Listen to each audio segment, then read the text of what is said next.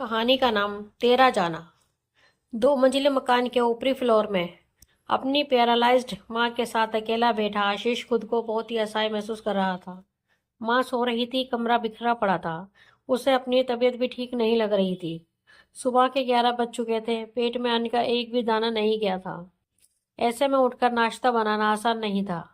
वैसे पिछले कई दिनों से नाश्ते के नाम पर वह ब्रेड बटर और दूध ले रहा था। किसी तरह फ्रेश होकर वह किचन में घुसा। दूध और ब्रेड खत्म हो चुके थे। घर में कोई ऐसा नहीं था जिसे बेचकर दूध मंगाया जा सके। खुद ही घिसटता हुआ किराने की शॉप तक पहुंचा। दूध, मैगी और ब्रेड के पैकेट खरीद कर घर आ गया। अपनी पत्नी अनीता के जाने के बाद वह यही सब खाकर जिंदगी बसर कर रहा था। घर आकर जल्दी से उसने दूध उबालने को रखा और ब्रेड सेकने लगा। तभी माँ ने आवाज लगाई, बेटा जल्दी आ, मुझे टॉयलेट आई लगी है। आशीष ने ब्रेड वाली गैस बंद की और दूध वाली गैस थोड़ी हल्की करके माँ के कमरे की तरफ भागा। तब तक माँ सब कुछ बिस्तर पर ही कर चुकी थी। उनसे कुछ भी रोका नहीं जाता। वे माँ पर चीख पड़ा, क्या माँ, मैं 2 सेकंड में दौड़ता हुआ आ गया, पर तुमने बिस्तर खराब कर दिया। अब ये सब बैठकर मुझे ही धोना पड़ेगा। काम वाली भी तो नहीं आ रही ना। माँ सकपका गई। दुखी नजरों से उसे देखती हुई बोली, माफ कर देना बेटा, पता नहीं कैसी हालत हो गई है मेरी। कितनी तकलीफ देती हूँ तुझे। मैं मर क्यों नहीं जाती। कहते हुए वह रोने लगी थी। ऐसा मत कह माँ। आशीष ने माँ का हाथ पकड़ लिया। पिताजी पहले ही हमें छोड़कर जा चुके हैं। भाई दूसरे शहर चला गया, अनीता किसी और के साथ भाग गई। अब मेरा है ही कौन तेरे सिवा। तू भी चली जाएगी तो पूरी तरह अकेला हो जाऊंगा। आशीष की भी आंखें भर आई थी। उसे अनीता की याद तड़पाने लगी थी। अनीता थी तो सब कुछ कितनी सहजता से संभाले रखती थी। माँ की तबीयत तब भी खराब थी, मगर अनीता इस तरह माँ की सेवा करती थी कि तकलीफों के बावजूद वह हंसती रहती थी। उस समय छोटा भाई और पिताजी भी थे, मगर घर के काम पलक झपकते निबट जाते थे। आशीष की आंखों के आगे अनीता का मुस्कुराता हुआ चेहरा आ गया जब वे ब्याह कर घर आई थी। नई नवेली बहू इधर से उधर फुदकती फिरती थी, मगर आशीष उसकी मासूमियत को बेवकूफ़ी का नाम देता था।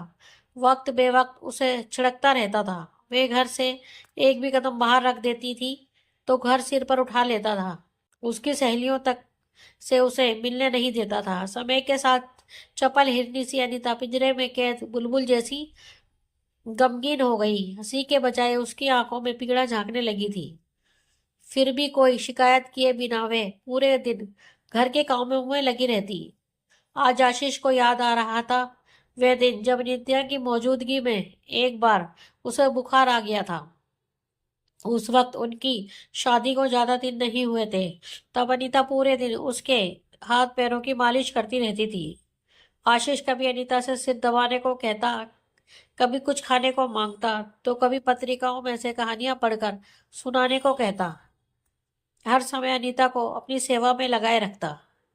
एक दिन उसने के मन की थाह लेने के लिए आशीष ने पूछा था, मेरी बीमारी में तुम मुझसे परेशान तो नहीं हो गई?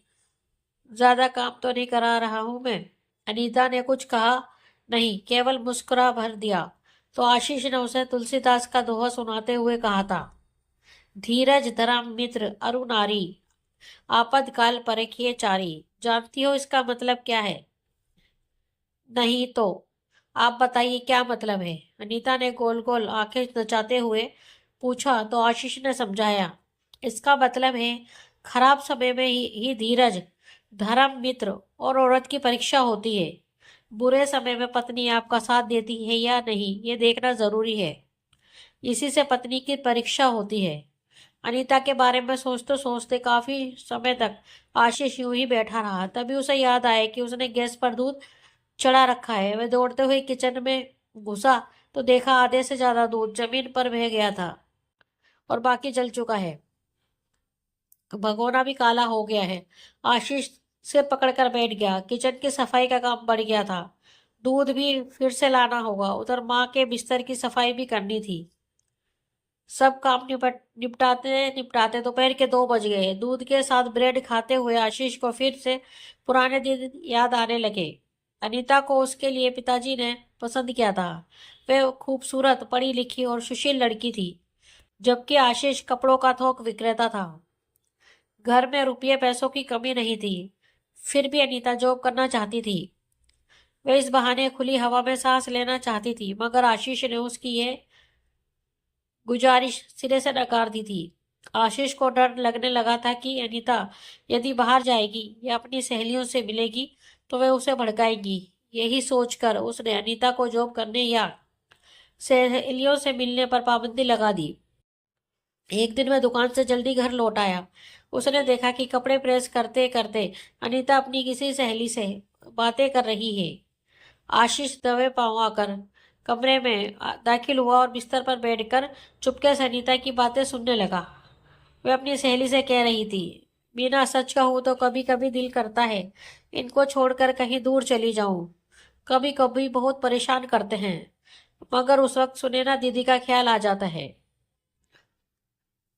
वे इतनी सुंदर हैं, पर विधवा होने की वजह से उनकी कहीं शादी नहीं हो पाई। कितनी बेबस और अकेली रह गई हैं। एक औरत के लिए दूसरी शादी कर पाना आसान नहीं होता।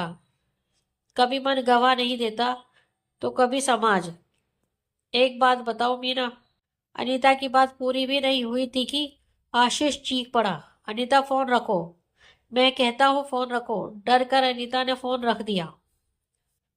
आशीष ने खींचकर एक झापड़ उसे रसीद किया। अनीता बिस्तर पर बैठकर सुबकने लगी। आशीष ने उसके कानों में तुलसीदास का दोहरा बुदबुदाया, ढोल गंवार शूद्र पशु नारी ये सब ताड़न के अधिकारी। अनीता ने सवालिया नजरों से आशीष की ओर देखा तो आशीष ने फिर चीखा, जानती है इस दोहे का मतलब क्या है? नहीं जानती ना? इसका मतलब है कि औरतों को अकल सिखाने के लिए उन्हें पीटना जरूरी होता है। वे ताड़न की अधिकारी होती हैं और मैं तेरी जैसी औरतों को पीटना अच्छी तरह जानता हूँ। पति की बुराई मोहल्ले भर में करती चलती हो, सहेलियों के आगे बुराइयों का पौधा खोल रखा है। छोड़ कर जाएगी मुझे? क्या कमी रखी है मैंने? जाहिल औरत, बता क्या कमी रखी है? कहते हुए आशीष ने गरम प्रेस उसकी हथेली पर रख दी। अनीता जोर से चीख उठी। बगल के कमरे से पिताजी दौड़े आए। बस कर आशीष, क्या कर रहा है तू? चल, तेरी माँ दवा मांग रही है।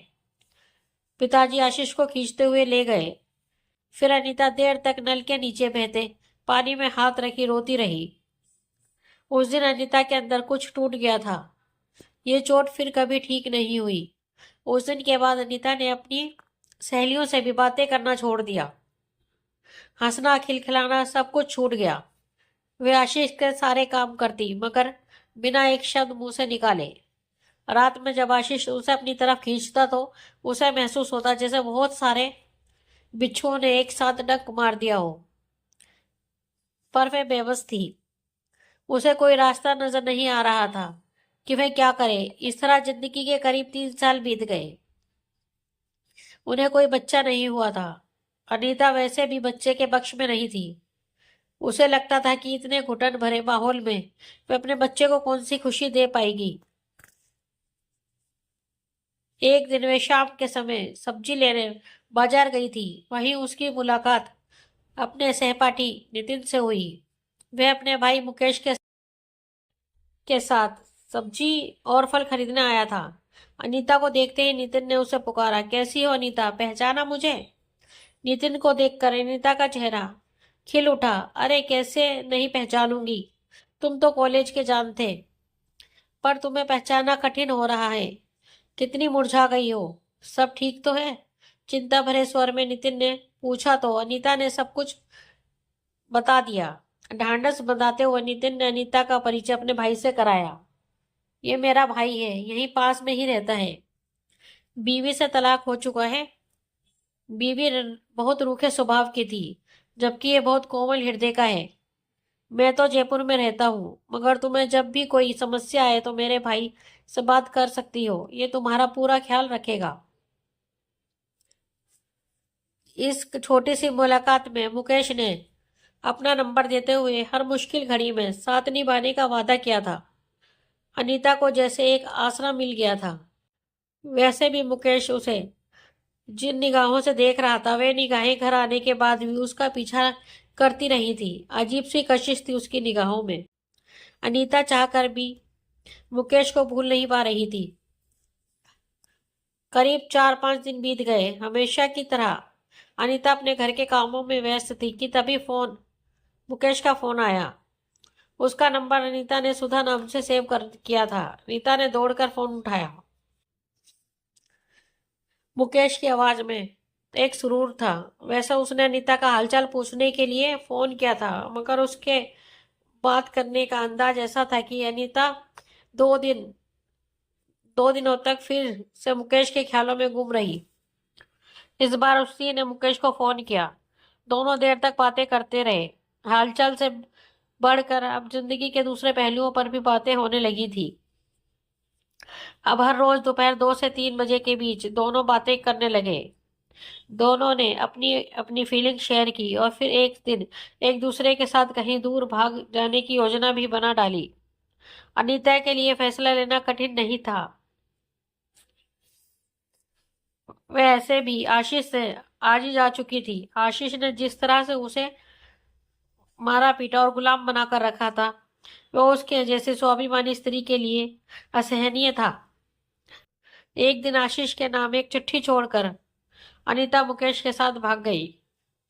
वे कहाँ गई इसकी खबर उसने आशीष को नहीं दी, मगर क्यों गई और किसके साथ गई, इन सब बातों की जानकारी खत के माध्यम से आशीष को दे दी। साथ ही उसने खत में स्पष्ट रूप से लिख दिया था कि वह आशीष को तलाक नहीं देगी और उसके साथ रहेगी भी नहीं। आशीष के पास हाथ मलने और पछताने के सिवा कोई रास्ता नहीं था। इस बात को 1.5 साल बीत चुके थे। आशीष की जिंदगी की गाड़ी पटरी से उतर चुकी थी। मन में बेचैनी का असर दुकान पर भी पड़ा। उसका व्यवसाय ठप पड़ने लगा। आशीष के पिता की मौत हो गई और घर के हालात देखते हुए आशीष के भाई ने लव मैरिज की और दूसरे शहर में शिफ्ट हो गया। अब आशीष अकेला अपनी बीमार माँ के साथ जिंदगी की रतीली धरती पर अपने कर्मों का हिसाब देने को विवश था। दोस्तों, आपको हमारी ये कहानी कैसी लगी प्लीज़ कमेंट में हमें ज़रूर बताएं। अगर कहानी आपके दिल को छुए तो अपने दोस्तों के साथ शेयर करना और हमारे चैनल को लाइक एंड सब्सक्राइब करना ना भूलना। धन्यवाद।